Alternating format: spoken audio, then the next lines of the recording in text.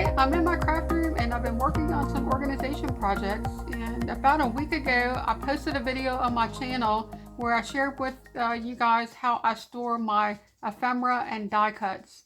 But one of the things that doesn't fit in my storage solution is these border strips.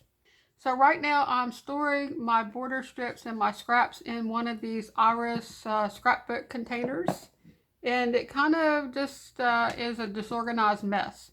I also have a lot of border strips and scraps that are tall and skinny stored in an Alex drawer unit, and I just throw them into the drawer.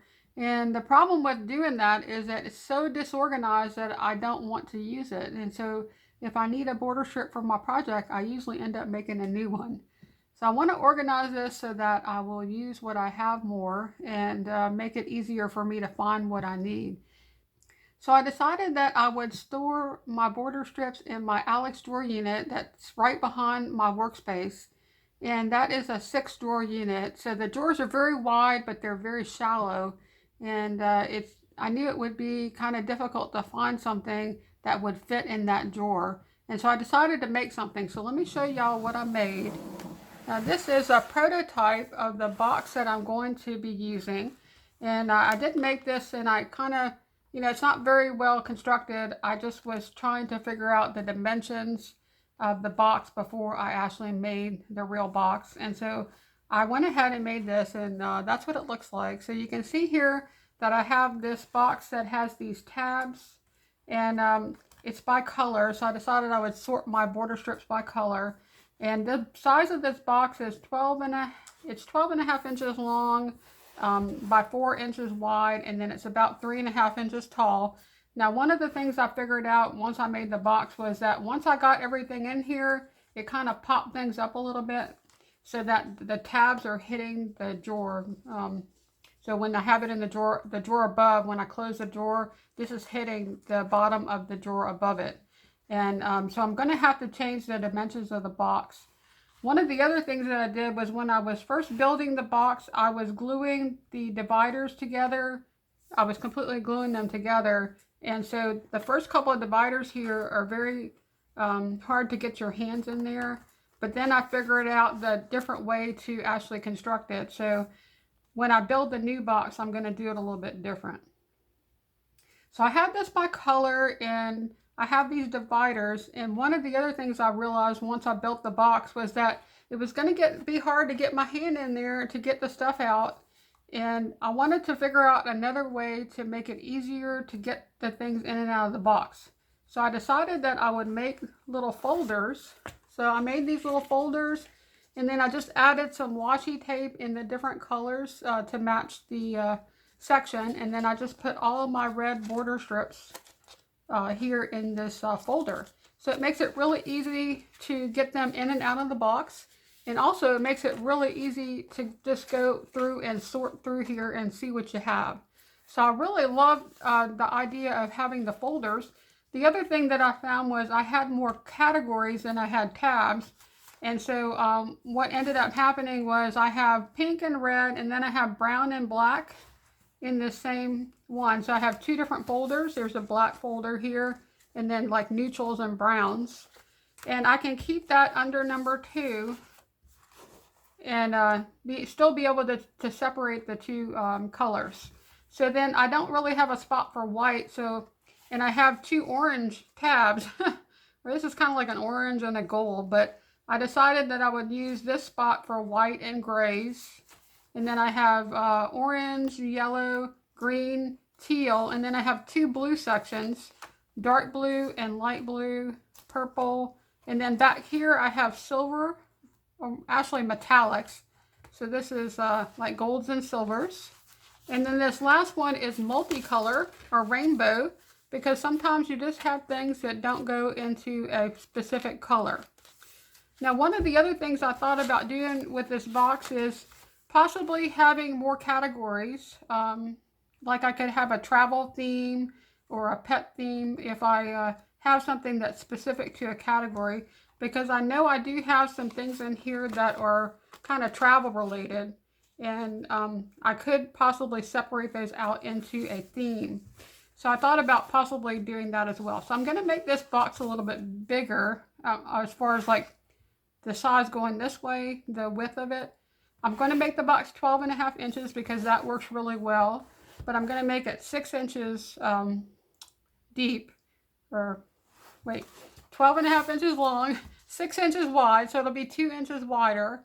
And then I'm going to make it 1/4 of an inch shorter, so it'll be 3 1/4 inch tall. And that's going to make it fit really well, I think, in my drawer.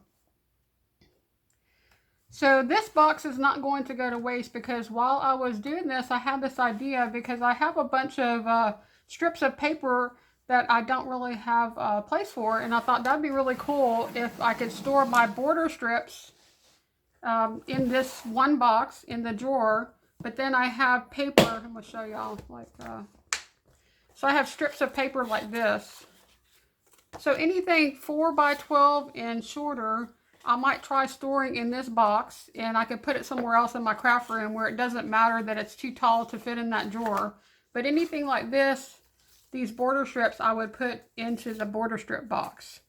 So this is just a bunch of scraps that I have left over in my craft room, and I'm just going to go through this box and take out all of the border strips and put them into my new storage solution. And I think this is my last box of scraps that I'm working on, so I'm really happy. I've been working really hard to organize all of the scraps in my craft room. And I also have a video where I shared with you how I take a box like this and break it down into different sizes. And I will put links to that video, as well as the one on storing ephemera and die cuts. I'll put links in the description below if you're interested in checking out those videos. But I do also put all of the organization videos into 2 playlists on my channel. I have a playlist called Organize with Me, and have a bunch of videos there. And I also have another playlist called, what is it called? Organize Every Day. So the Organize Every Day videos are more structured, and I sometimes will spend a lot of time coming up with all different types of solutions, not just the ones that I use. And I'll put those in Organize Every Day.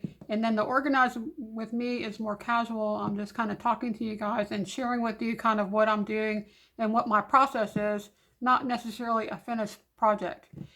So I am going to be making another box, and let me show y'all the start of that box, and so you can kind of get an idea of what I used to construct the box.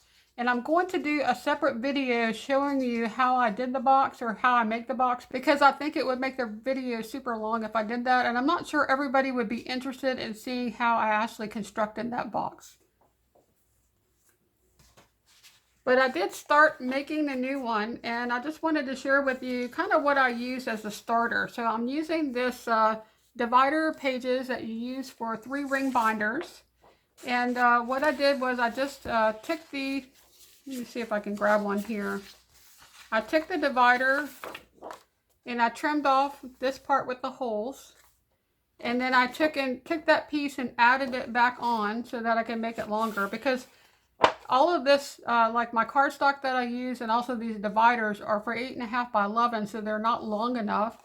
And I just added that to the end here, and then trimmed it to make it the size I wanted. So this is 12.5, and including the tab, it's 3 1/4 inches tall. And so that's how I'm making the different dividers or tabs in my box. So the other thing that I'm doing here is I'm also going to be making the little folders, and how I do that is kind of the same thing. I just take an 8.5 by 11 sheet of cardstock and trimmed it off, and then I add that piece onto the side, and then I will cut it down into the size that I need to make the folder. So if you're interested in seeing how I build this box, check back on my channel, and I will be posting a video for that sometime soon, probably within the next week. So I also wanted to share with you the drawer that I'm using to store this box. And so I'm going to show you a video clip here that I took. Inside this drawer is this box, but it also have in there my doilies and some other things. And when I was reorganizing these Alex drawers, I moved my doilies from another drawer, and I realized that they were getting damaged. And so I decided to do something to kind of help with that. I wanted to separate them into the different types of doilies and then also protect them. And so I took different plastic sleeves and also page protectors, and depending on the size of the doily, I put a piece of cardstock and then into the sleeve or page protector and then put the doilies in there. And then that way I can keep them all protected, and it was much easier for me to look through there to try to find the doily that I wanted to use. I also have stored in this drawer some crepe paper and also some tulle. Just had some extra room in the drawer, and I thought that would be a good place to store those things because I don't really have much of that, and I can just put it in the back of that drawer. Okay, so that's all I have for you guys today. I hope that you got some ideas from the things that I shared in this video. And if you did like this video, please give it a like because it helps me to know what types of videos y'all like to watch.